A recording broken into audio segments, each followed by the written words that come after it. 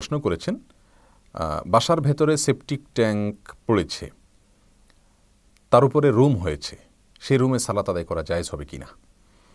বোন ফেরদাউস, আপনাকে বলবো জি, এই সমস্যা এবং এই প্রশ্ন আমাদের দেশে অনেকেরই, কারণ অনেকেই জায়গা স্বল্পতার কারণে হোক, নানা কারণে হোক, আমাদের দেশে বাড়ির ভেতরে সেপটিক ট্যাঙ্ক থাকে, ময়লার ট্যাঙ্ক থাকে, ট্যাঙ্কের উপরে হয়তো বাড়ি হয়ে যায় এবং রুম হয়ে যায়। সেই রুমে সালাত আদায় করলে, নামাজ পড়লে সে নামাজ পড়া সঠিক হবে কিনা। এর উত্তর হলো জি হ্যাঁ, সেখানে সালাত আদায় করলে সালাত হয়ে যাবে, সালাত সঠিক হবে। কারণ রাসূল করিম সাল্লাল্লাহু আলাইহি ওয়াসাল্লাম বেশ কয়েকটি জায়গায় সালাত আদায় করতে নিষেধ করেছেন।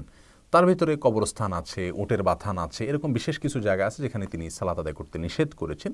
তার ভিতরে এরকম কোনো জায়গার কথা তিনি উল্লেখ করেননি।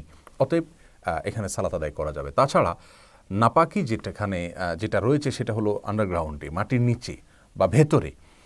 যিনি সালাত আদায় করবেন তিনি যে ফ্লোরটাতে সালাত আদায় করছেন সেটার বাহিরের অংশটা পবিত্র কিনা তিনি সেটা দেখবেন। তার নিচে, ভেতরে, আন্ডারগ্রাউন্ডে, মাটির নিচে কি আছে না আছে সেটা দেখা তার দায়িত্বের মধ্যে পড়ে না, সেটা তিনি দেখবেন না। সালাতের জন্য যেই জায়গাটা তিনি সালাত আদায় করছেন তার বাহ্যিক অংশটা পবিত্র হওয়াটা হলো শর্ত, তার ভেতরের অংশ পবিত্র হওয়া শর্ত নয়।